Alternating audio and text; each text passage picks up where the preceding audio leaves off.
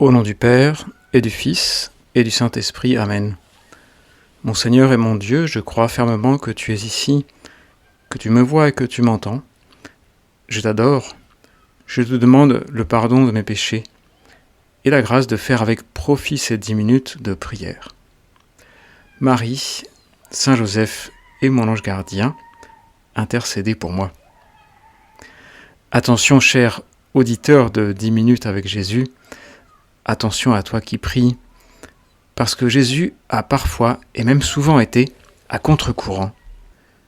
Jésus disait « Heureux les pauvres de cœur, car le royaume des cieux est à eux. » Et deuxièmement, « Heureux ceux qui pleurent, car ils seront consolés. » Je n'ai lu que les 2 premières des 8 béatitudes. On les appelle béatitudes, car Jésus y déclare les gens heureux. Il promet ce qu'en réalité tout le monde cherche. Tous les hommes cherchent le bonheur, écrit saint Augustin, et pourtant, la plupart ne savent pas comment l'atteindre. Et en plus, le Christ déclare la personne heureuse, pas pour plus tard, pas seulement au ciel plus tard, mais heureux maintenant. Donc en principe, tout le monde devrait se bousculer pour accomplir les béatitudes. Et il n'en est pas toujours le cas, car au contraire, il peut y avoir un premier mouvement d'incompréhension. Comment peut-on appeler heureux quelqu'un qui pleure ? Le Seigneur souhaite-t-il cela pour nous ? Ou est-il vraiment avantageux d'être pauvre ? Pauvre de cœur, dit bien Jésus, mais est-ce qu'il ne serait pas plus sûr d'avoir quelque chose de côté, en ces temps de crise, et sur tous les plans ? Je lis les phrases suivantes du Christ. Nous pouvons imaginer que nous les entendons de sa bouche dans ce lieu paisible de Galilée. Heureux les doux, car ils recevront la terre en héritage. Heureux ceux qui ont faim et soif de la justice, car ils seront rassasiés. Heureux les miséricordieux, car ils obtiendront miséricorde. Heureux les cœurs purs, car ils verront Dieu. Heureux les artisans de paix, car ils seront appelés fils de Dieu. Heureux ceux qui sont persécutés pour la justice, car le royaume des cieux est à eux. Cette 8e et dernière béatitude va aussi à contre-courant. Être persécuté, critiqué, montré du doigt, est-ce vraiment avantageux ? Est-il vraiment grave, écrivait Benoît XVI, d'être riche et repu, de rire, d'être louangé ? C'est cet aspect qui a suscité la critique furieuse de Friedrich Nietzsche contre le christianisme. À l'ampleur du regard de Jésus, Nietzsche opposait une focalisation réductrice sur les réalités d'ici-bas. Nietzsche disait, pour simplifier, qu'il fallait profiter pleinement dès à présent du monde et de ce qu'offre la vie, sans se laisser arrêter par le moindre scrupule. Et cette vision des choses, disait Benoît XVI, est entrée pour une grande part dans la conscience moderne, et elle détermine largement la conception de l'existence qui a cours aujourd'hui. Une conception de profiter de tout. Et pourtant, si nous y réfléchissons, sommes-nous vraiment heureux quand nous essayons de dire oui à tout, ne rien rater, profiter de tout ce qui passe à notre portée, des avantages, les privilèges, les invitations exclusives, qui sont parfois source d'épuisement ou qui cachent simplement une démarche commerciale. Sommes-nous vraiment heureux si nous tournons le dos à la souffrance d'un proche, d'un enfant, d'un voisin, parce que nous refuserions de pleurer ou de penser à quoi que ce soit de difficile ? Non, certainement. L'expérience montre qu'il y a au contraire beaucoup de bonheur à se détacher de l'avarice ou de la consommation à outrance, qu'il y a du bonheur à pleurer avec compassion, à être doux et miséricordieux, à vivre pur dans le monde, à être un artisan de paix, et non pas de vengeance. Alors regardons, si vous le voulez bien, 3 béatitudes. Heureux les miséricordieux, car ils obtiendront miséricorde.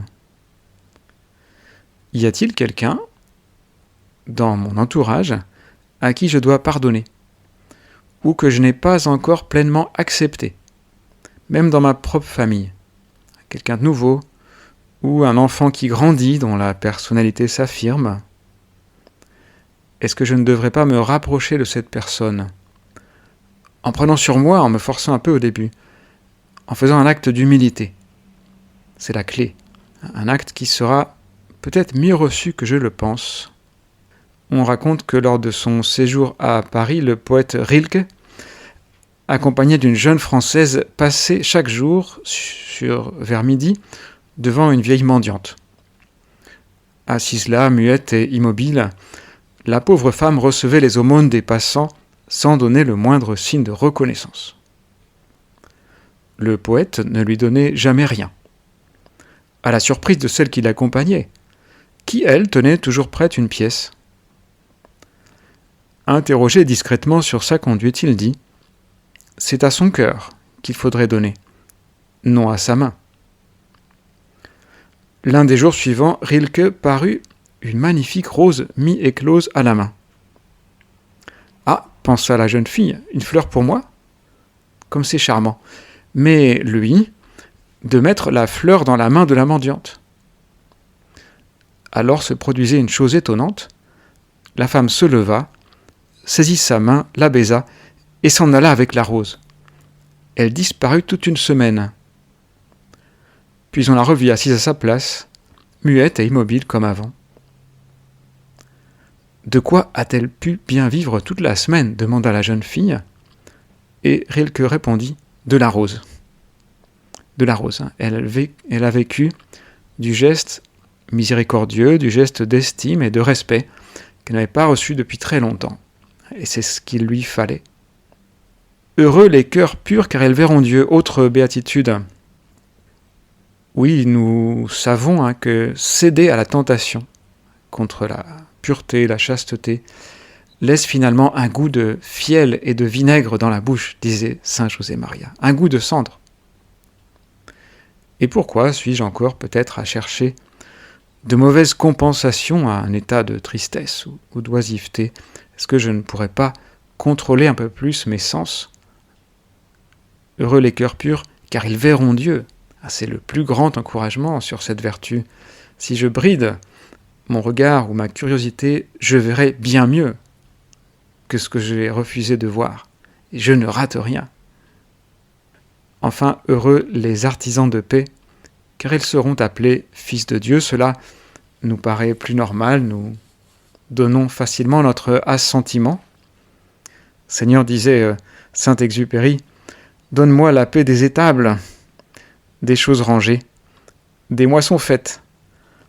Apparais-moi, Seigneur, car tout est dur lorsque l'on perd le goût de Dieu. » La paix n'est pas si facile, il faut prendre sur soi. Et la paix est liée au goût de Dieu, à la fréquentation du Seigneur. Oui, les béatitudes, c'était seulement 3 extraits, nous enseignent que la sainteté consiste parfois à aller à contre-courant, mais pour un plus grand bonheur. Oui, disait encore Benoît XVI, les béatitudes exigent une conversion. Elles nécessitent que l'on tourne le dos à la direction que l'on voudrait spontanément suivre.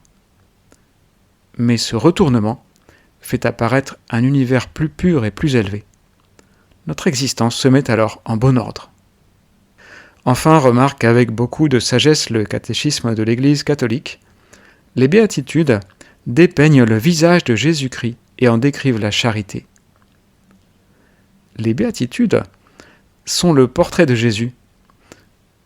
Un portrait tellement beau qu'il peut nous sembler difficile à imiter, mais il est pourtant accessible, parce que si nous le laissons faire, l'Esprit Saint agit en nous, pour nous faire ressembler au Fils, pour nous donner les mêmes sentiments que ceux qui sont dans le Christ Jésus. C'est saint Paul qui l'écrit aux Philippiens, « Ayez en vous les dispositions qui sont dans le Christ Jésus. » Le Christ Jésus, ayant la condition de Dieu, ne retint pas jalousement le rang qu'il égalait à Dieu, mais il s'est anéanti, prenant la condition de serviteur. Bon, l'Esprit Saint peut nous aider à avoir ce goût du service, cette compassion pour les gens, pour les foules, cet art de vivre pour les autres que nous voyons chez le Christ. Alors oui, les béatitudes ne doivent pas nous décourager, mais au contraire, nous faire nous tourner vers le Christ pour apprendre de lui et lui demander sa grâce, notamment dans les sacrements de la confession et de l'Eucharistie qui sont un contact avec lui. Notre-Dame, guide-nous vers ton Fils et vers son imitation dans les béatitudes.